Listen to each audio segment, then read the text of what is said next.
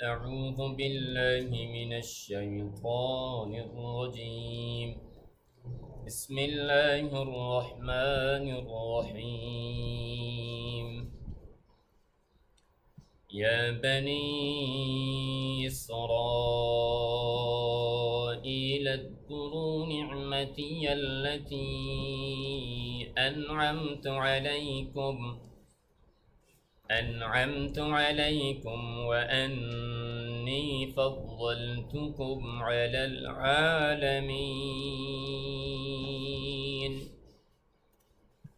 واتقوا يوما لا تجزي نفس عن نفس شيئا ولا يقبل منها عدل ولا تنفعها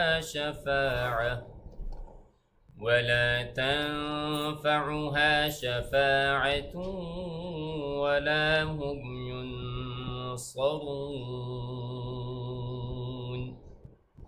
صدق الله العظيم.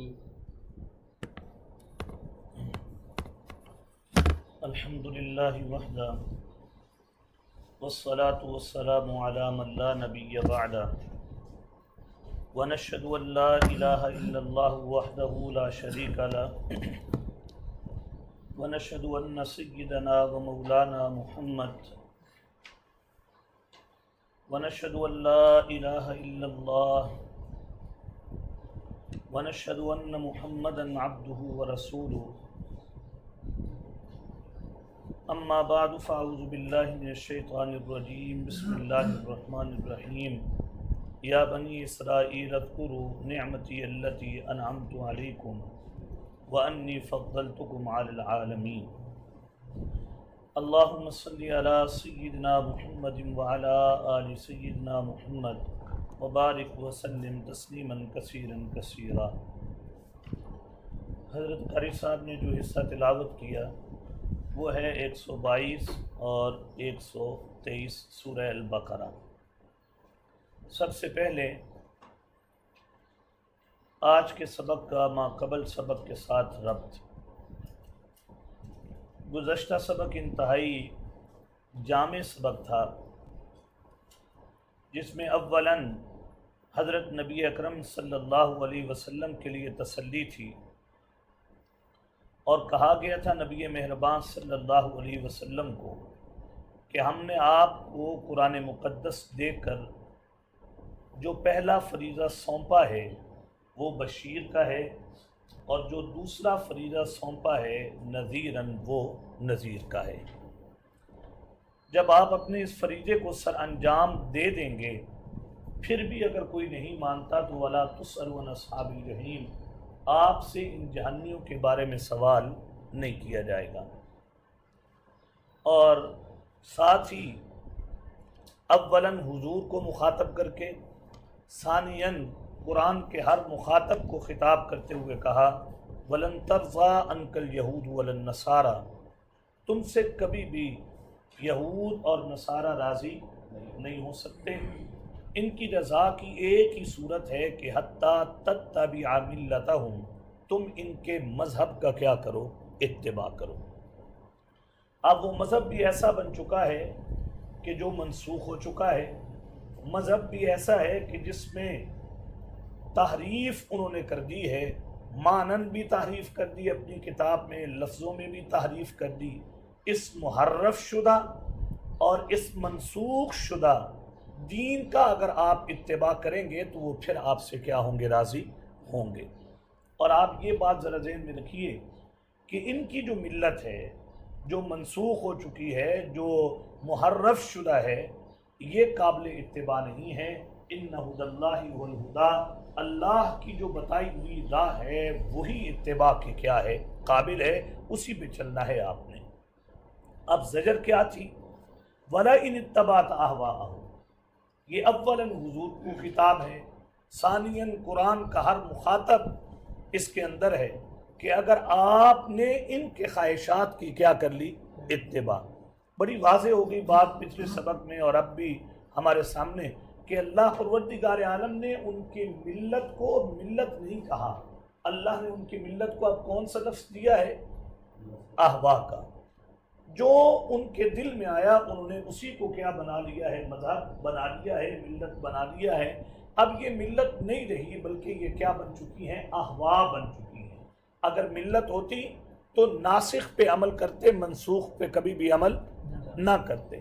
اگر یہ ملت ہوتی تو پھر تحریف شدہ پہ عمل نہ کرتے، بلکہ وہ کتاب جو تحریف سے پاک ہے، جس کے بارے میں ہم نے یہ اعلان کر دیا ہے انا نحن نزلنا الذکر و انا لہ لحافظون، ہم ہی نے اس نصیحت نامے کو نازل کیا ہے اور ہم ہی اس کی کیا کرنے والے ہیں؟ حفاظت کرنے والے ہیں. جب چاہا کسی مسئلے میں تحریف کر دی، جو اپنی خواہش سے ٹکرایا ادھر مذہب کو چھوڑ دیا، ملت کو چھوڑ دیا، احوا کو مذہب اور ملت انہوں نے بنا لیا. اے حبیب صلی اللہ علیہ وسلم اور قرآن کے مخاطب، اگر آپ نے ان کی رضا جوئی کے لیے ان کے احوا کا اتباع کر لیا قرآن جیسے قطعی علم کے آنے کے بعد، تو پھر سنو ما لک من اللہ من ولی ولا نصیر، تمہارے لیے اللہ کے ہاں اللہ کے مقابلے میں کوئی دوست بھی نہیں ہوگا، ولا نصیر، اور کوئی مددگار بھی نہیں ہوگا. سبق کی جو آخری آیت تھی گزشتہ، اس کے اندر دلیل نقلی تھی پہلی کتابوں کے ماننے والوں سے. دیکھو یہ جو احوا ہیں یہ اتباع کے قابل نہیں ہیں، بلکہ اتباع کرنا ہے اس کتاب کا جو اللہ نے نازل کیا ہے، اور اتباع بھی ایسے کرنا ہے جیسے اتباع کا کیا ہے؟ حق ہے. صرف یہی نہیں، انہوں نے تو اپنی مرضی سے کتاب کو کیا کر دیا؟ بدل دیا ہے نا. سارے ان میں ایسے نہیں، ان میں ایسے لوگ بھی ہیں جنہوں نے ایسا کتاب کا اتباع کیا ہے جیسے کہ کتاب کے اتباع کا کیا ہے؟ حق ہے. یہ دلیل دی جا رہی ہے، دلیل نقلی. اے قرآن کے مخاطبین، تم بھی اپنی اس کتاب کا ایسے اتباع کرو جیسے اتباع کا کیا ہے؟ حق ہے. اگر تورات والوں میں کچھ لوگ ایسے ہو سکتے ہیں جو ایسے پڑھیں جیسے پڑھنے کا کیا ہے؟ حق ہے. اگر انجیل والوں میں ایسے ہو سکتے ہیں، سبحان اللہ، تم تو یار قرآن والے ہو. جب ہم تورات و انجیل والے جب ایسی تلاوت کریں جیسے تلاوت کا حق ہے، جب ہم ان کی تعریف کر رہے ہیں، تو تمہیں بھی اس سے سیکھنا چاہیے کہ تم بھی اپنی کتاب کو ایسے پڑھو جیسے پڑھنے کا کیا ہے؟ حق ہے. اور یہ بات ہم پڑھ آئے گزشتہ سبق میں کہ تلاوت کا معنی کیا ہے. تلاوت کا معنی پڑھنا نہیں ہے. تلاوت کا معنی کیا ہے؟ اس کا اتباع کرنا، اس کے پیچھے آنا. اور ہم نے قرآن مقدس کی آیات اس پہ پڑھی تھی، اور اللہ نے حضور علیہ السلام کو بھی قرآن مقدس میں زیادہ تلاوت کا کیا دیا ہے؟ حکم دیا ہے. وہ جو 21ویں پارے کا آغاز ہے، اتلو ما اوحی الیک من الکتاب، اے نبی صلی اللہ علیہ وسلم جو آپ کی طرف کتاب آئی ہے آپ اسے پڑھتے رہیے. اور پھر سورہ الکہف کل آپ لوگوں نے پڑھی ہوگی، وہاں بھی یہی حکم ہے، وَاتْلُ مَا أُوحِيَ إِلَيْكَ مِن کِتَابِ رَبِّكَ، آپ کے رب کی طرف سے جو کتاب آئی ہے آپ اس کتاب کو تلاوت کرتے رہیں. معنی یہ کہ آپ اس کتاب کو ایسے پڑھیں جیسے پڑھنے کا کیا ہے؟ حق ہے. اور پھر سورہ الاحزاب میں تو بڑی واضح ایک بات ہے، اولاً حضور کو خطاب ہے، ثانیاً پوری امت کو خطاب ہے، وَاتَّبِعْ مَا يُوحَىٰ إِلَيْكَ مِن رَبِّكَ، آپ کے رب کریم کی طرف سے جو نازل کیا گیا ہے آپ اس کا کیا کرتے رہیں؟ اتباع کرتے رہیں. بہرحال کہا یہ گیا یہود کو، جنہوں نے منسوخ پہ عمل کیا، جنہوں نے تحریف شدہ پہ عمل کیا، یار کم از کم حضور کو مت دیکھو، اپنی امت کے لوگوں کو دیکھ لو جو ابھی کیا ہوئے ہیں، مسلمان ہوئے ہیں. وہ بھی تو تورات والے تھے، وہ بھی تو انجیل والے تھے. وہ تورات والے ایسے پڑھتے تھے جیسے پڑھنے کا کیا ہے؟ حق ہے. جب تمہارے اپنے لوگوں میں سے کچھ تورات کو اس درجے میں آ کر پڑھ رہے ہیں تو پھر تمہیں بھی اس درجے میں پڑھنا چاہیے تھا. اگر تم اس درجے میں پڑھتے، اس کی نشانی اور علامت یہ ہوتی کہ تم بھی نبی اکرم صلی اللہ علیہ وسلم پر انہی کی طرح کیا لاتے؟ ایمان لاتے. اگر تم ایمان نہیں لا رہے ہو اور دعویٰ کر رہے ہو کہ ہم تورات کے پڑھنے والے ہیں، تو بھائی تمہارا یہ دعویٰ بلا دلیل ہے، کیونکہ اگر تم پڑھتے جیسے پڑھنے کا حق ہے تو ضرور تم نبی آخر الزماں پر کیا لاتے؟ ایمان لاتے. وَمَنْ يَكْفُرْ بِهِ فَأُولَٰئِكَ هُمُ الْخَاسِرُونَ. بس یہ ذرا ذہن میں رکھو، کوئی بات نہیں. اگر تم نہیں تلاوت کرتے جیسے تلاوت کا حق ہے، اگر تم اللہ کے بتائے ہوئے راہ کو اختیار نہیں کرتے ہو اور تم اہواء کے پیچھے چلتے ہو اور ان اہواء کے پیچھے چل کر حضور کا انکار کرتے ہو، فَأُولَٰئِکَ هُمُ الْخَاسِرُونَ، تو اس میں تمہارا نقصان ہے، اس میں کسی اور کا کوئی نقصان نہیں ہے۔ آج کا جو سبق ہے یہ ترغیب بھی ہے اور ترہیب بھی ہے۔ آپ سن چکے ہیں سورت کے آغاز میں نے عرض کیا تھا کہ سورت کے کتنے حصے ہیں؟ 4۔ سورہ بقرہ کے کتنے حصے ہیں؟ 4۔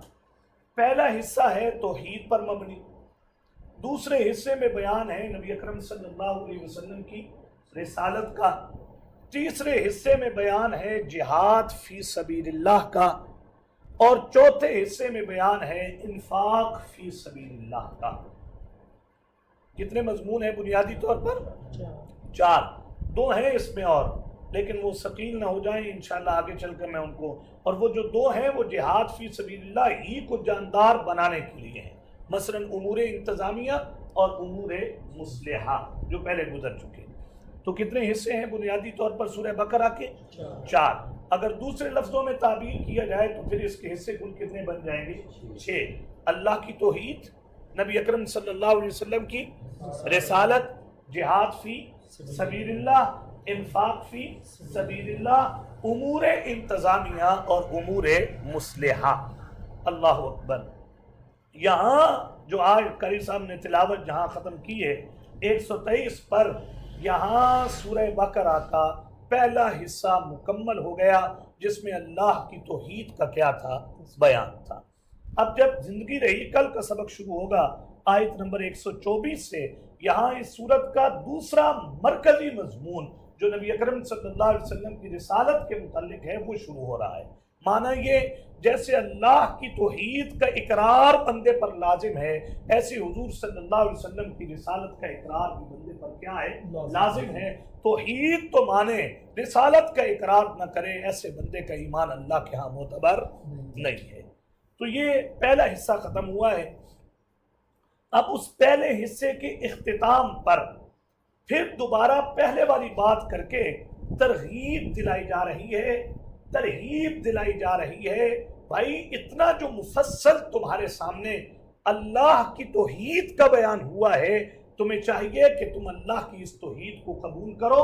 اس کی وجہ یہ ہے جس کی توحید کی دعوت دی جا رہی ہے وہ تمہارا منعم ہے، اور اس کے احسانوں کا تقاضا یہ ہے اس کو ایسے مانو جیسا اس نے ماننے کا تم سے کیا کیا ہے؟ مطالبہ کیا ہے۔ یہ شروع میں ترغیب ہے، اور پھر ایک آیت میں ترہیب ہے، ڈراوا ہے۔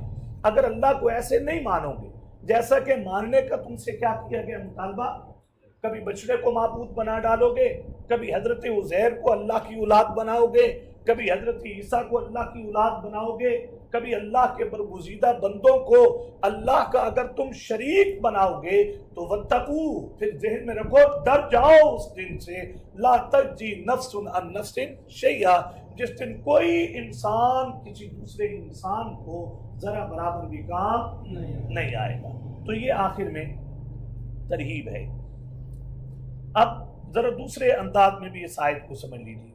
کل کا جو سبق شروع ہوگا جس میں کون سا حصہ شروع ہو رہا ہے؟ رسالت کا حصہ شروع ہو رہا ہے۔ یہ جو یا بنی اسرائیل کا عنوان ہے یہ اس حصے کے لیے تمہید بن سکتا ہے۔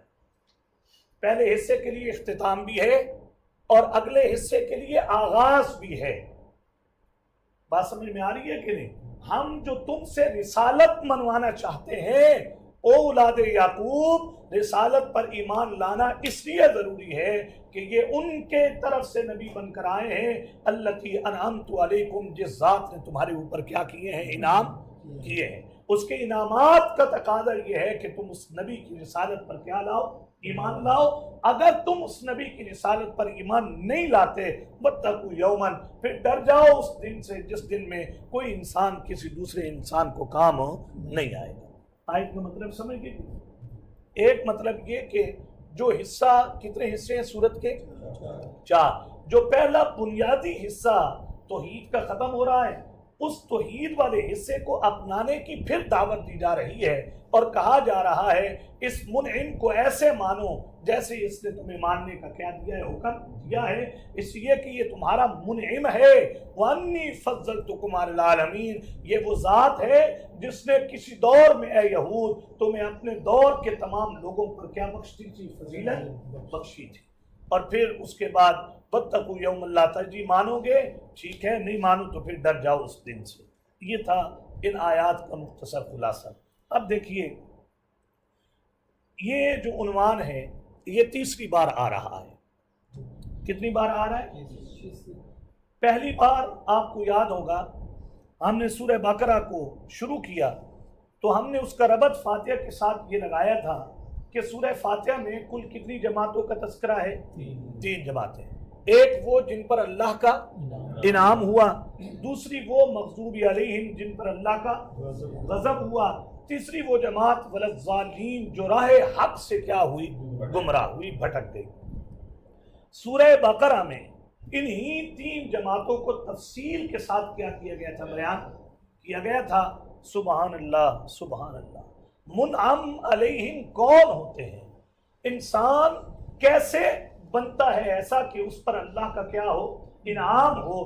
تو اس کے لیے کہا گیا تھا الف لام میم ذالک الکتاب لا ریب فیہ ھدی للمتقین۔ یار یہ کتاب لے لو قرآن مقدس، اس کو اپنی زندگی کا اوڑھنا اور بچھونا بنا لو۔ اس کتاب کا خاصہ یہ ہے یہ اپنے ساتھ لگنے والوں کو اللہ کے انعام یافتہ لوگوں میں کیا کر دیتی ہے، شامل کر دیتی ہے۔ اور پھر انعام والوں کی صفات یاد ہے نا آپ کو، الذین یؤمنون بالغیب ویقیمون الصلاۃ ومما رزقناہم ینفقون والذین یؤمنون بما انزل الیک وما انزل من قبلک وبالآخرۃ ہم یوقنون۔ اور جو پہلی انعام یافتہ ان صفات کی حامل جماعت ہوگی اس جماعت کے لیے دنیا میں ثمرہ یہ ہوگا اولئک علی ھدی من ربہم، اللہ انہیں دنیا میں جینے کا ڈھنگ نصیب کر دیں گے، ایسا جئیں گے جیسا کہ جینے کا ان سے کیا کیا گیا ہے، مطالبہ کیا گیا۔ وَأُولَٰئِكَ هُمُ الْمُفْلِحُونَ، اور ایسی جماعت آخرت میں کیا ہوگی، فلاح پا جائے گی، کامیاب ہوگی۔ دوسری جماعت کون سی تھی؟ غیر المغضوب علیہم، اس کو نام دیا ہے کافرین کا۔ اور تیسری جماعت وہ تھی ولضالین جو راہ حق سے کیا ہوئے، بھٹک گئے، اس جماعت کو نام دیا تھا منافقین کا۔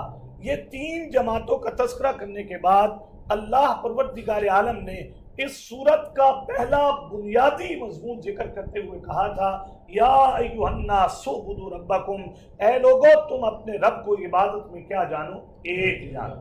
اور آپ کو یاد ہے کہ اس آیت کے جو مخاطب ہیں وہ گزشتہ 3 جماعتوں کے لوگ ہیں جی۔ منعم علیہم لوگوں سے کیا مطالبہ تھا، تم اپنے رب کی عبادت پر کیا ہو جاؤ، ڈٹ جاؤ، ثابت قدم ہو جاؤ، اس کو ایک مانو پھر ڈٹ جاؤ۔ دوسری جماعت کے لیے کیا حکم تھا، اللہ اکبر، دوسری جماعت کے لیے تھا توحید، وہ کافرین تھے، ان کو یہ کہا گیا وحدوا ربکم، اپنے رب کو توحید میں کیا جانو، ایک جانو۔ یہ ہم پڑھ چکے ہیں جی کہ مشرکین مکہ اللہ کا انکار نہیں کرتے تھے، اللہ کے رازق ہونے کا بھی انکار نہیں کرتے تھے، اللہ کے رب المطر ہونے کا بھی انکار نہیں کرتے تھے، اللہ کے تکلیف جو ہے وہ ہٹانے والا یہ بھی نہیں کہتے تھے کہ اللہ تکلیف نہیں ہٹا سکتے، اللہ سکھ نہیں دے سکتے، سب مانتے تھے، لیکن ان صفات میں اللہ کے ساتھ اوروں کو کیا کرتے تھے، شریک۔ آپ یقین مانیے کہ قرآن کی بنیادی دعوت ہی یہ ہے کہ اللہ کو شریکوں سے کیا جانا جائے، بس اتنا جو بڑا نظام ہے قدرت کا، یہ سارا نظام بنانے کا مقصد یہ ہے بندہ جان جائے یہ بات لا الہ الا اللہ، بس یہ مقصد ہے۔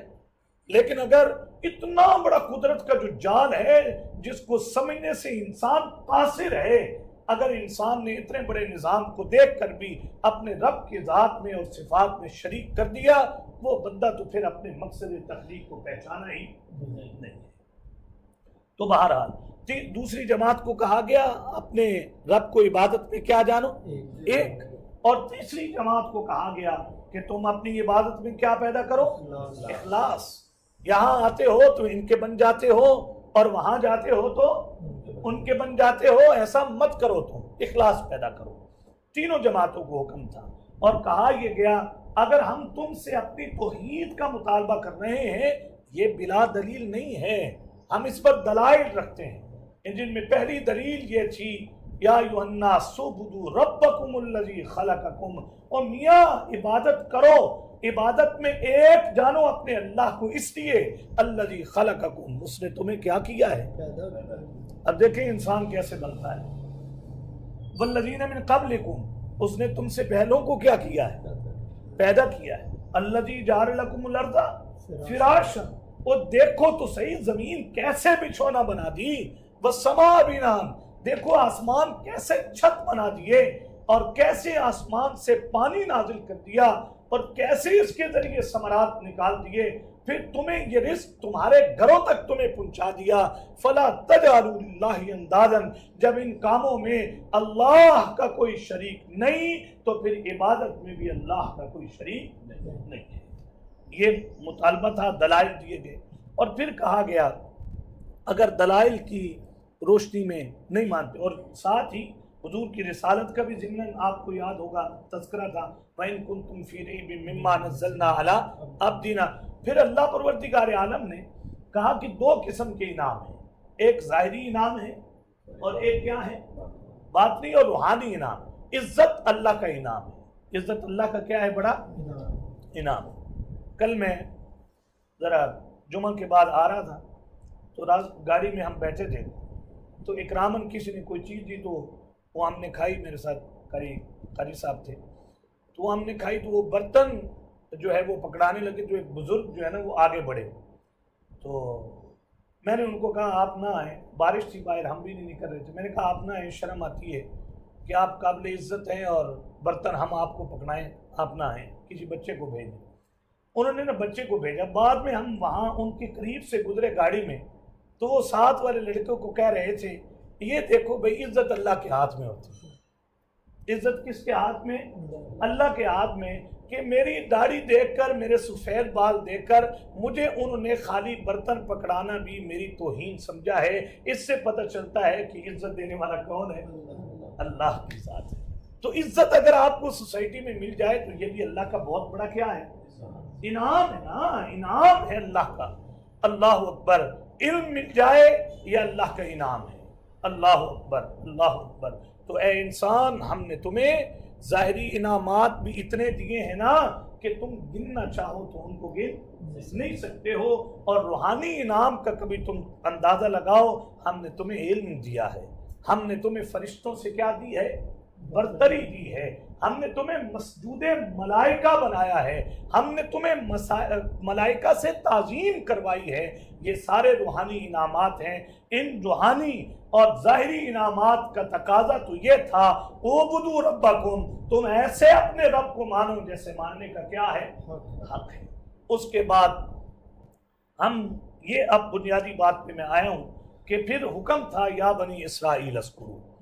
ہم نے پڑھا تھا نا کہ حضور علیہ السلام جب مدینہ میں تشریف لائے تو مدینہ میں آپ کے آنے سے پہلے کچھ قوم کے لوگ بہت مقدار میں کیا تھے؟ آباد تھے، اور ان کا مقصد یہ تھا کہ نبی آخر الزماں آئیں اور ہم ان کے اوپر کیا لائیں؟ ایمان لائیں. تو نبی مہربان صلی اللہ علیہ وسلم جب تشریف لائے تو کچھ لوگ تو ایمان لائے، بہت کم یہود میں. ویسے اوس اور خزرج یہ لوگ تو ایمان لائے لیکن یہود کے بہت کم لوگ کیا لائے تھے؟ ایمان لائے تھے. اب ان تین جماعتوں کو چھوڑ کر اب اس جماعت کو مفصل خطاب کیا جا رہا ہے کیونکہ ان کا بڑا اثر رسوخ تھا. اگر تم اللہ کی توحید کا اقرار کر لو گے اور نبی اکرم صلی اللہ علیہ وسلم کی رسالت کا اقرار کر لو گے تو تمہیں دیکھا دیکھی بہت سے لوگ دائرہ اسلام میں کیا ہو جائیں گے؟ داخل ہو جائیں گے. اب یہ خطاب کس کو تھا؟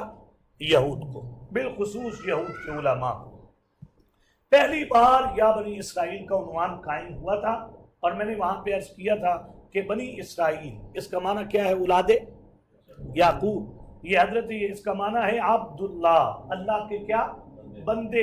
اے یعقوب کی اولاد اذکروا نعمتی التی انعمت علیکم، تم میری ان نعمتوں کو یاد کرو جو میں نے تمہارے اوپر کی ہیں، اور میں نے تمہیں اپنے وقت کے تمام لوگوں پر کیا دی ہے؟ فضیلت دی ہے۔ تو ان یہود کو آپ کو یاد ہوگا، ان کو ترغیب دینے کے لیے ان پر کیے گئے انعامات کا تذکرہ تھا کہ نہیں؟ لمبی فہرست تھی نا انعامات۔ ہم نے تمہیں فرعون سے کیا دی تھی؟ نجات۔ ہم نے تم پہ کیا کیا تھا؟ من اور سلوہ۔ ہم نے تمہیں مرنے کے بعد تمہارے لوگوں کو پھر کیا کر دیا؟ زندہ۔ ہم نے پانی سے تمہارے لیے کیا نکال دیے؟ چشمے۔ ہاں جی، تم نے ایسے کیا، ہم نے طور اٹھایا، تم نے توبہ کے کچھ کلمات کہے، ہم نے طور تمہارے اوپر سے کیا کر دیا؟ ہٹا دیا۔ تو انعامات کا تذکرہ تھا، اللہ کے عذابات کا بھی کیا تھا؟ تذکرہ تھا، اور پھر وہ یاد ہوگا آپ کو ان کی خباثتوں اور ان کی شرارتوں کا بھی کیا تھا؟ ذکر تھا۔ اور کہا گیا صرف تم ایسے نہیں، تمہارے آباء و اجداد جو تھے وہ بھی کیا تھے؟ ایسے تھے، اور تمہارے اندر بھی انہی کے جراثیم کیا ہیں؟ موجود ہیں۔ پھر اس کے بعد ان کو آنے والے جو شبہات تھے اللہ کی توحید پر، ان شبہات کا بھی کیا دیا گیا؟ جواب۔ پھر مسلمانوں کو بھی کہا گیا کہ تم ان سے کیا رہو؟ ذرا چوکنے رہو۔ اور پھر آخر میں ان پر کیا کیے گئے؟ شکوے کیے گئے۔ اتنا سمجھایا جب نہیں وہ ایمان لائے تو آخر میں حضور کو تسلی دے کر کہا گیا انا ارسلناک بالحق بشیرا ونذیرا۔ حضرت جناب، آپ تو یا بنی اسرائیل سے شروع ہوئے ہیں، اور اب یہاں تک آپ نے انعامات بھی ان کو بیان کر دیے، آپ نے ان کے بڑوں پر آنے والے عذابات کا بھی کیا کر دیا؟ ذکر کر دیا۔ آپ نے ان کے شبہات کا بھی کیا دیا؟ جواب دیا۔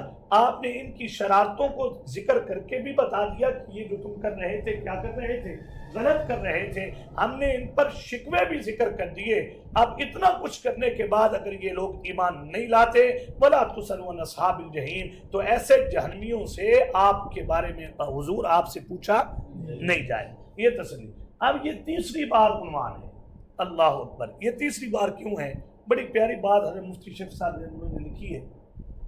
یہ بڑا ایک طرز بلیغ ہے اور اعلیٰ درجے کا یہ طرز ہے تبلیغ کا، کہ اگر آپ کوئی بات اہم ترین کرنا چاہتے ہیں تو اس کا بہترین طریقہ یہ ہے کہ آپ اس بات کا اجمالی خاکہ لوگوں کے سامنے کیا کر دیں؟ پیش کر دیں۔ ایک اجمالی بات رکھ دیں کہ آج ہم جو بات کر رہے ہیں، ہم تکبر کے ٹاپک پہ کیا کریں گے؟ بات کریں گے۔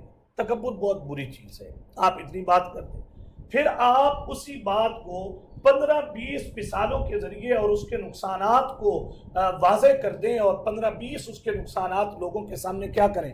ذکر کریں، جس سے تفسیر آ جائے کہ بھئی تکبر واقعتاً کیا ہے؟ بہت بری چیز ہے۔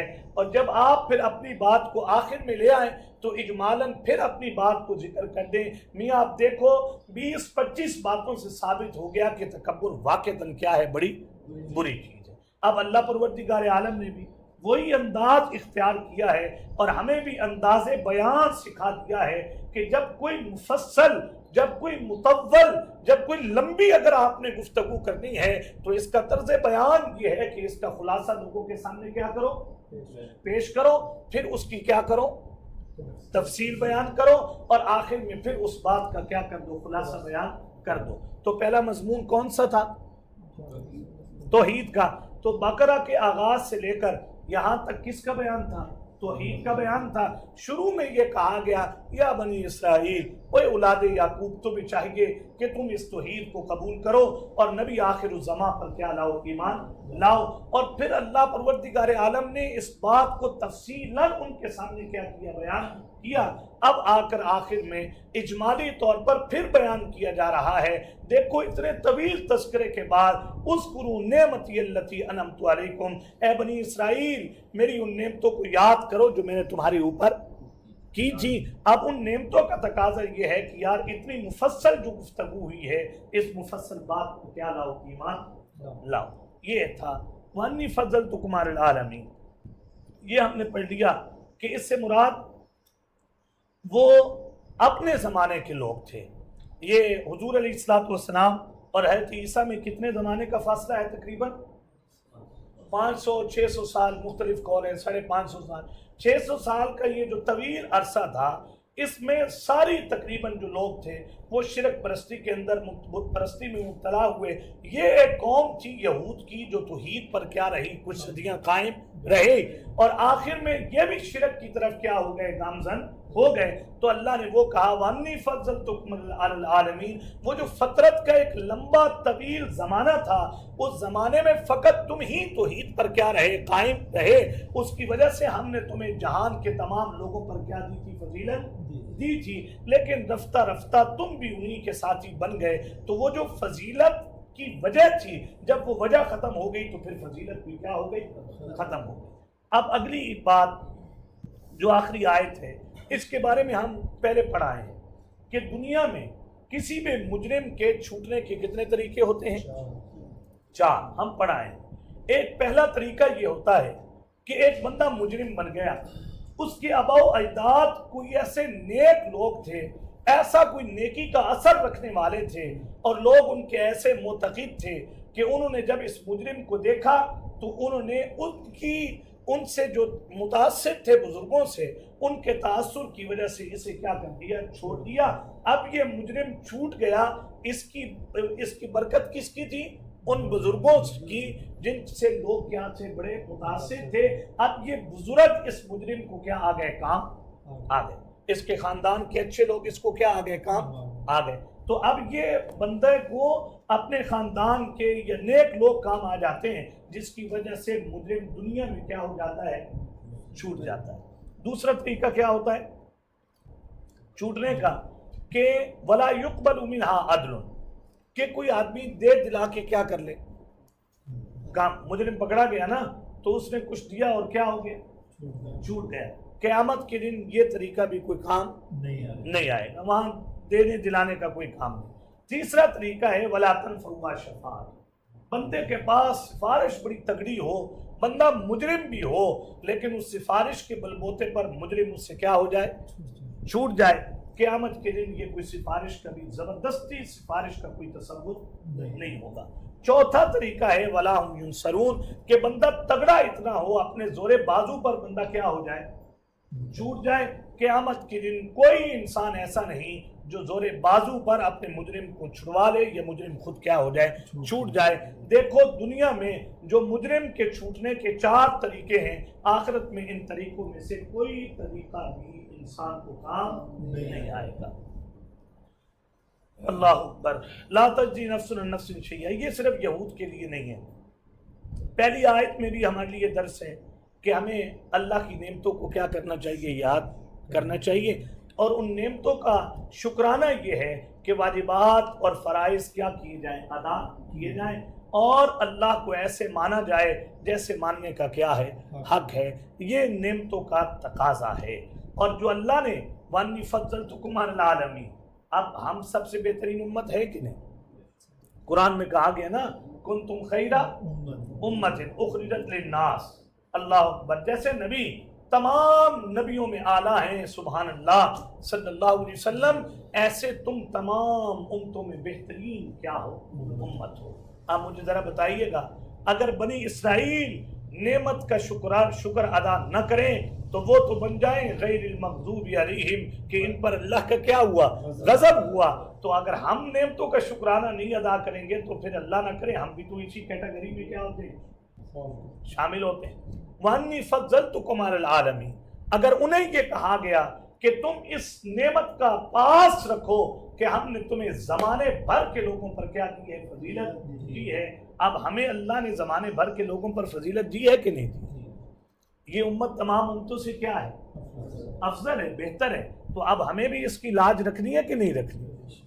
دوسری بات, یہ جو نیچے ترغیب کا مضمون ہے, ڈراوے کا مضمون ہے, یہ جیسے یہود کے لیے تھا ایسے ہی یہ مضمون ہمارے لیے. مجھے بھی کہا جا رہا ہے کہ مولوی صاحب کل قیامت کے دن آپ کے بدلے آپ کو نا کوئی انسان وہاں پر کام, آخری پارے پڑھ کر دیکھیں آپ, آخری پارے, ان کا مضمون ہی یہ ہے جی, کتنی محبت ہوتی ہے انسان کو اولاد سے, یہ اولاد کو نہیں پتہ ہوتا. جب آدمی باپ یا ماں بنتا ہے نا, ماں بنتی ہے یا باپ بنتا ہے, اس وقت پتہ چلتا ہے کہ اولاد سے کیا محبت. یہ پہلے نہیں اندازہ ہوتا. کوئی جتنا مرضی فرما بردار بن جائے, اس لیے تو قرآن کہتا ہے تم جتنا مرضی کر لو، آخر میں دعا کیا کرو رب ارحمہما کما ربیانی صغیرا، اللہ میں نے جتنا بھی کیا ہے میں نے کچھ نہیں کیا، اب تو اپنا کوئی کرم کر، ان کے اوپر رحم کر دے. یعنی جتنا مرضی انسان کر لے، قرآن کہتا ہے تم نے پھر بھی کچھ نہیں کیا. تو آپ اندازہ کریں اتنی شفقت والی اور اتنی محبوب جو اولاد ہے، اور اولاد کو ماں باپ ہیں، اور ایک بیوی جس سے عرصہ گزارا ہے، ایک خاندان جس کے اوپر فخر انسان کرتا ہے. آخری پاروں میں بڑا واضح مضمون ہے، کوئی انسان کسی دوسرے انسان کو کام نہیں آتا. مرتے ہی سب سے کہانی کیا ہو جائے گی؟ ختم. چلو بھائی، کتنا ویسے مشکل کام ہے جی، بڑا مشکل کام ہے. آپ 35 سال گزار کے جا رہے ہیں، 40 50 60 آپ گزار کے جا رہے ہیں. آؤ بھائی ان 60 سالوں کا حساب دو. ہے آسان؟ کتنا مشکل کام ہے وہ. ہم پاؤں نہ تیرا ہلنے نہیں دیں گے اس جگہ سے جب تک کہ ہمیں چند چیزوں کا جواب نہیں دیں. ایک یہ جواب دو نا، ہم نے جوانی دی تھی کن کاموں میں کھپائی ہے، تو ہم دے سکتے ہیں جواب اس بات کا.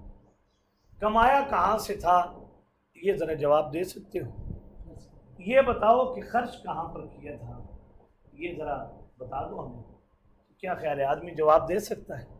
ڈرو نا، پھر ڈرو، ابھی وقت ہے، سانسیں چل رہی ہیں، صحت ہے، طاقت ہے، توانائی ہے، تو ابھی نا اس دن سے ڈر جاؤ جس دن کوئی انسان کسی دوسرے انسان کو کام نہیں آئے گا. ولا یقبل منہا عدل، یہ مجھے کہا جا رہا ہے، یہ صرف یہود کے لیے نہیں، مجھے کہا جا رہا ہے اللہ کی توحید کو مانو، اللہ کو شریکوں سے پاک سمجھو، اس وجہ سے کہ اگر تم نے شرک رتی برابر بھی کر دیا، کل قیامت کے دن کوئی دے دلا کے کام کرنا چاہو گے، وہاں پر کوئی دینے دلانے کا تصور نہیں. لیکن ان چیزوں کا ڈر تو اس میں پیدا ہو جو قرآن پڑھے، جو کیا پڑھے، قرآن کی طرف کبھی آئے ہی نہیں. جب قرآن کی طرف آنا نہیں، آنکھیں کھلے گی کیسے؟ بند ہے. اسی وجہ سے اتنا شرک ہے اس وقت بھی کہ آپ کو مخلص اور موحد لوگ بہت کم مقدار میں ملیں گے. غلط کہہ رہا ہوں میں بات؟ شرک فی صفات موجود ہے. اللہ اکبر، اتنا آگے چلے گئے، اتنا آگے چلے گئے، کیونکہ وہ جو ڈر تھا وہ ڈر ہی ذہنوں سے کیا ہو گیا؟ ختم. وہ ڈر پیدا کرنا تھا اللہ کے قرآن نے، اور کبھی قرآن کو پڑھنا سمجھنا، اس کی تبلیغ، اس کی تنفیذ ہم نے کبھی کام سمجھا ہی نہیں. قرآن میں آئے گا انشاءاللہ سورہ آل عمران، رونگٹے کھڑے کر دے گی. ان الذین کفروا وماتوا وہم کفار، وہ لوگ جو کافر اور مر بھی کفر کی حالت میں گئے، فلن یقبل من احدہم ملء الارض ذہبا ولو افتدی بہ. اگر کوئی انسان کفر کی حالت میں مر گیا اور فرض کر لو اسے اتنا سونا مل گیا آخرت میں ساری روئے زمین جتنا. کتنی بڑی زمین ہے بھائی، اندازہ لائے نا، کلو 2 کلو ایمان نہیں ہوتا. سونا وہ معمولی شے ہے جی. اللہ اکبر، ساری زمین، اور کتنی زمین ہے بھائی. اور پھر یہ زمین کل قیامت کے دن قرآن کہتا ہے کلا اذا دکت الارض دکت، ہموار کر دیں گے ہم سب کچھ. وَإِذَا الْأَرْضُ مُدَّتْ، ہاں لا ترى فيها عوجا ولا امتا، کوئی ٹیڑھے پن نہیں ہوں گے، بالکل برابر کر دیں گے. وہ اتنی جو بڑی زمین ہے، اگر اتنا کسی کو سونا مل جائے اور وہ سونا دے کر اپنی جان کی خلاصی چاہے گا، تو اللہ کریم کہتے ہیں فَلَن يُقْبَلَ مِنْهُ، اس سے وہ سونا بھی قبول نہیں کیا جائے گا. یہ نہیں کہ وہ سونا لے کر اس کی جان کیا ہو جائے. پہلی بات تو ہونا ہی کچھ نہیں ہے اس دن ہاتھ میں، خالی ہاتھ جو کچھ ہے ادھر ہی ہے، ادھر ہی سے پتہ چل جائے گا خالی ہاتھ جا رہا ہے. کفن کی کون جیبیں لگاتا ہے بھائی؟ کون اپنے ساتھ لے کے جاتا ہے؟ سب کچھ ادھر. دوسری بات میرے لیے کہا جا رہا ہے وَلَا تَنْفَعُهَا شَفَاعَةٌ، ذرا ہمارا مجرم بننے سے پہلے یہ بات ذرا ذہن میں رکھنا، کل قیامت کے دن کوئی زبردستی سفارش کرنے والا نہیں. یہ جھوٹی امیدیں مت لگاؤ، زبردستی کوئی نہیں ہوگا. یہ قرآن میں بہت جگہ ہے. ایک مشہور آیت جو ہر فرض نماز کے بعد پڑھنی چاہیے، جس کی بڑی فضیلت ہے، کس کی؟ آیت الکرسی۔ کہا گیا نا جی جو فرض نمازوں کے بعد اہتمام کے ساتھ یہ پڑھتا تھا سبحان اللہ سبحان اللہ، اس بندے میں اور جنت میں صرف موت رکاوٹ ہے، صرف موت کیا ہے، کتنی دیر لگتی ہے، لیکن یہ بھی معنی نہیں ہے کہ ادھر شرک کرتے رہو، ادھر خرافات کرتے رہو، ادھر آیت الکرسی پڑھتے رہو، اس سے فائدہ نہیں ہونا۔ آیت الکرسی ہے کیا؟ قرآن کی عظیم ترین آیت ہے یہ، اور اس ایک آیت میں اللہ کی وحدانیت کے کئی دلائل موجود ہیں، اور دعویٰ یہ ہے اللہ لا الہ الا۔ پھر آگے دلیلیں ہیں، الحی القیوم لا تاخذہ سنۃ ولا نوم لہ ما فی السماوات وما فی الارض۔ تو اسی مشہور آیت میں آگے کیا لفظ ہے؟ من ذا الذی یشفع عندہ الا باذنہ۔ وہ ایک کون ہے جو زبردستی ہمارے سامنے کسی کی کیا کر سکے؟ سفارش۔ اور قرآن میں ہے دوسری جگہ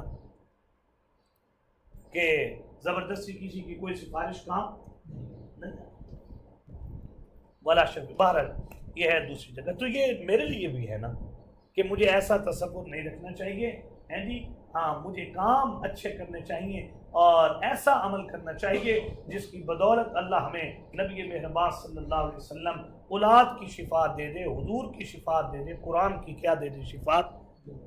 لیکن آپ اندازہ کریں نا بھئی، قرآن بھی شفاعت اگر کرے گا تو ایسے تھوڑی کو نہیں۔ حضور علیہ السلام نے کیا فرمایا؟ سب کچھ قرآن کو دے دو، اپنا سب کچھ کس کو دے دو؟ سب کچھ اپنا قرآن کو دے دو، تب جا کر قرآن اتنا سچ میں اپنا دے۔ تو ہم نے تو اتنا بھی قرآن کو نہیں دیا، اور امید یہ ہے کہ کتاب ہماری کیا کرے گی؟ سفارش۔ ایسے بھی لوگ ہیں بھائی، حدیث میں ہے کتنے قرآن پڑھنے والے ایسے ہیں، قرآن پڑھتے ہیں، قرآن انہی پر لعنت کر رہا ہوتا ہے۔ پڑھ قرآن رہے ہیں لیکن قرآن ان پر کیا کر رہا ہے؟ لعنت۔ روکا ہے سود سے، آیتیں پڑھ رہے ہو فَأَذَنُوا بِحَرْبٍ مِّنَ اللَّهِ وَرَسُولِهِ، اور ادھر سودی کاروبار کیے جا رہے ہو، لعنت ہو تم پر مجھے پڑھنے والے۔ ادھر آیتیں قرآن کی پڑھ رہا ہے، یا ایھا النبی قل لازواجک وبناتک ونساء المؤمنین یدنین علیہن من جلابیبہن۔ ادھر آیتیں پڑھ رہے ہو وقاتلوا فی سبیل اللہ، ادھر آیتیں پڑھ رہے ہو وانفقوا فی سبیل اللہ۔ بہرحال ادھر آیتیں پڑھ رہے ہو ماں باپ کے ساتھ احسان کرو، ادھر تو نے ایسا روب گھر میں جمع رکھا ہے کہ تیرا باپ بھی تیرے سامنے بات کرنے سے کیا ہوتا ہے؟ ڈرتا ہے۔ وَلَا تَنْفَعُهَا شَفَاعَةٌ، یہ ذہن میں رکھو، وہاں زبردستی کوئی سفارش کرنے والا نہیں ہوگا، کوئی کام نہیں آئے گا وہاں پر۔ ہاں لیکن اگر اچھا اعتقاد ہوگا، نظریہ ہوگا، سبحان اللہ، وہاں بڑے سفارشی مل جائیں گے۔ عقیدہ اچھا ہوگا۔ کتنی بشارت دی ہے حضور نے بیٹیوں والے کے لیے، کل ہی سورہ الکہف میں آپ نے پڑھا، ہاں جی، کتنی بشارت دی ہے، والباغ المال والبنون زینت الحیات الدنیا، یہ مال، یہ چیزیں، یہ دنیا کی زینت ہیں، والباقیات الصالحات، یہ جو تمہاری بیٹیاں ہیں نا، یہ تمہارے حق میں تمہارے لیے بہت کیا ہوں گی؟ بہتر ہوں گی۔ اور پھر ادھر روایت نقل کی ہے مفسرین نے کہ ایک باپ کو اس کے گناہوں کی بدولت جہنم کی طرف جب لے جایا جا رہا ہوگا تو اس کی بیٹیاں آ کر اس باپ کو چمٹ جائیں گی اور اللہ کے سامنے آ کر کہیں گی، اللہ کیوں اسے جہنم میں بھیج رہے ہو؟ یہی تھا جس نے پردے کا شعور دیا، یہی تھا جس نے اچھی تعلیم دی، یہی تھا جس نے ہمیں اچھا نام دیا، یہی تھا جس نے اچھی پرورش کی اور اچھی جگہ ہماری سفارش، ہمارے نکاح کیے۔ اب بیٹیوں تم کیا چاہتی ہو اس باپ کے بارے میں؟ اللہ ہم اپنے باپ کی سفارش کرتی ہیں، ہمارے باپ کو ہمارے ساتھ جنت میں بھیج دیجئے۔ قرآن میں کہا گیا والباقیات الصالحات خیر، سمجھتے کو بیٹے ہو تم اپنے لیے بہتر، لیکن اللہ کے ہاں تمہارے لیے یہ بیٹیاں کیا ہیں؟ بہتر ہیں۔ وہ باپ کے ساتھ چمٹی ہوئی بیٹیوں کو کہا جائے گا اچھا اگر تم اسی بات پہ راضی ہو، جاؤ اپنے باپ کو بھی اپنے ساتھ جنت میں لے جاؤ۔ تو وہاں کیا ملیں گی؟ سفارشی मिलेंगे सिफारिश, हुजूर की सिफारिश भी होगी, लेकिन ये है कि कुछ सिफारिशी बनने की, यार सिफारिश हासिल करने की तुम भी तो क्या करो, जरा कोशिश करो ना आप। याद रखो। हाँ बिल्कुल ऐसे हाँ ये भी ठीक है। वाला हम युनसर। और चौथा तरीका है कि कोई तगड़ा इतना हो कि वो अपने जोरे बाजू पर जुर्म से क्या हो जाए, बरी हो जाए, वो मुजरिम छूट जाए। और कोई ऐसा जोरे बाजू वाला लाओ ना जो हमारा हमसर हो, जो माशर में हमारे सामने खड़ा हो और जो ज़बरदस्ती हमसे किसी बंदे को ले जाए। कोई है ऐसा तगड़ा हमारे सामने? अल्लाह अकबर। वो जो सूरह मोमिन की आयात हैं, कितनी प्यारी आयात हैं जी। हर चीज़ अपनी मुट्ठी में करके कहा जाएगा लिमनिल मुल्कुल यौमा, बताओ आज के दिन किसकी बादशाही। आप अंदाजा करें ना कि अल्लाह की ज़ात है कितनी बड़ी, हम तो सोच भी नहीं सकते। ये सूरह रहमान पढ़ के देखिए, हैं जी, अश-शम्सु वल क़मर बिहुस्बान वन नज्मु वश-शजर वस-समाअ रफ़अहा व वज़अल मीज़ान। कितनी बड़ी बड़ी मखलूकात हैं यार। जब इन मखलूकात का खालिक, मखलूकात इतनी बड़ी है तो खालिक कितना बड़ा होगा। तसव्वुर से बाहर है ना, तसव्वुर से बाहर। उस जात ने तो खुद ही कह दिया है सूरह इखलास में मुझे और आपको, वलम यकुन लहू कुफुवन। जरा ये ज़हन में रखना, हमारा हमसर कोई नहीं है। हमारा हमसर, हम अपने अंदर इतनी गैरत रखते हैं अपनी वादानियत पर और अपनी बुलंदियों पर, अपनी किबरियाई में इतनी गैरत रखते हैं हम कि अगर हमारे साथ कोई नबी भी शरीक कर दे, और बिलखुसूस नबी मेहरबान सल्लल्लाहु अलैहि वसल्लम सब जाने के लिए कहा जा रहा है, मुमकिन नहीं कि आप शिरक कर दे, लेकिन अगर ये आखिरी नबी उस ज़मा भी हमारे साथ किसको शरीक कर दे तो सुनो, लइन अशरकत लयहबतन्ना अमलुक। ए हबीब, अगर आपसे भी शिरक सरजद हो जाता, हम आपके अमल भी क्या कर देते। हमारी जात है ना, हमारी बड़ाई है, हमारी किबरियाई है। तो ये कहा जा रहा है वला हुम युनसरून। अब तुम्हें चाहिए तुम इस कुरान को ऐसे पढ़ो जैसे पढ़ने का क्या है, हक है। क्यों कुरान को ऐसे पढ़ना है? इसलिए कि जिसकी किताब है उसके तुम्हारे ऊपर बड़े इनामात हैं। इस किताब को ऐसे पढ़ने का क्यों पढ़ना है जैसे पढ़ने का हक है? इसलिए कि जिसने वो ज़ात है जिसने तुम्हें अब ज़माने भर के लोगों पर क्या दी है, फजीलत दी है। उसकी नेमतों का तकादा ये है, रूहानी और जिस्मानी नेमतों का तकादा ये है। ऐसे पढ़ो जैसे आले किताब के कुछ लोग अपनी किताब को पढ़ते थे, जैसे पढ़ने का क्या था, हक था। और इसलिए भी हम तुम्हें कह रहे हैं इस किताब की तिलावत करो, हक का तिलावती ही इस नबी आखिरुज़्ज़मा पर ईमान लाओ। इसलिए भी हम तुम्हें ये बात कह रहे हैं, अगर तुम ईमान न लाए तो आखिरत में अगर मुजरिम बनकर तुम चले गए तो मुजरिम के छूटने के जो तरीके हैं उन तरीकों में से कोई तरीका भी तुम्हें काम नहीं आएगा। अल्लाह परवरदिगार आलम कई उसकी बात पर मुझे भी आपको भी अमल पैरा होने की तौफीक नसीब फरमा दे। आप दुआ किया करें ना, अपने लिए भी हमारे लिए भी, अल्लाह तौहीद की मस्ती नसीब कर दे, है ना। ये जो लोग इतने जानदार जिक्र करते हैं और कहते हैं ला इलाहा, ये ऐसे नहीं निकलते जज्बात।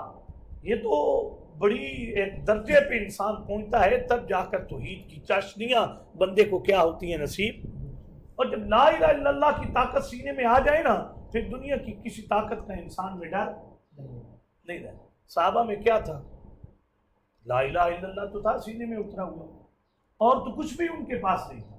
वो कैसरो किसरा से टकरा गए, अल्लाह अकबर। और वो निहत्थे होकर पूरी दुनिया पे क्या हो गए, गालिब हो गए, क्योंकि उनके सीनों में ये बात रच गई थी, बस गई थी, ला इलाहा इल्लल्लाह। तो आप हमारे लिए भी अपने लिए भी दुआ किया करें। सारी ज़िंदगियाँ गुजर गई अल्लाह अल्लाह बोलते बोलते, लेकिन उस ज़ात की जो मार्फत होनी चाहिए वो अभी तक हमें हासिल नहीं हुई। अल्लाह करे कि हमें वो नसीब हो जाए। अब तर्जुमा देखिए, या बनी इसराइल, ए औलादे याकूब, उस करो तुम याद करो, नेमती میری نعمتوں کو، التی جو انعمت علیکم میں نے تمہارے اوپر کی تھی، وانی اور بے شک میں نے فضلتکم تم کو فضیلت دی تھی، علی العالمین اپنے زمانے کے لوگوں پر۔ لیکن اب یہ اس آیت کا ہمارے لیے کیا معنی ہے؟ اے امت محمدیہ کے لوگوں، یاد کرو میری وہ نعمتیں جو تمہارے اوپر مسلسل ہو رہی ہیں، اور یاد کرو تم میری اس نعمت کو کہ میں نے پوری دنیا کی امتوں میں تمہیں ممتاز کیا بنایا ہے، امت بنایا ہے۔ واتقوا یوما ڈرو ایسے دن سے، لا تجزی نہیں کام آئے گا، نفسن کوئی انسان، ان نفس کسی انسان کو، شیئن ذرا برابر بھی، ولا یقبل منہا واو کمانا اور لا کمانا نہیں، یقبل قبول کیا جائے گا، منہا کسی نفس سے، ان عدل کوئی مان کوئی بدلہ، ولا تنفع شفاعہ اور نہ فائدہ دے گی اس نفس کو شفاعتن کسی قسم کی زبردستی شفاعت، ویسے شفاعت کا تصور ہے وہ ہونی ہے، وہ برحق ہے، ولا هم ينصرون اور نہ وہ لوگ کیا کیے جائیں گے، مدد کیے جائیں گے۔ اللہ پروردگار عالم کئی سنی ہوئی بات پر عمل کی توفیق نصیب فرما دے، مجھے اور آپ کو اللہ اپنی نعمتوں پر قدردانی کی توفیق نصیب فرما دے، یہ جو درجہ اللہ نے فضیلت کا دیا ہے اللہ اس کی قدردانی کی توفیق نصیب فرما دے، اور جو آخرت کا ڈراوا جو قرآن میں بارہا ذکر کیا گیا ہے، اس ڈراوے کو اپنے ذہن میں اللہ رکھ کر ہمیں گناہوں سے اور جرموں سے بچنے کی توفیق عنایت فرما دے۔ وآخر دعوانا ان الحمدللہ رب العالمین۔ یہ چار حصوں میں سے پہلا حصہ کیا ہوا؟ مکمل۔ الحمدللہ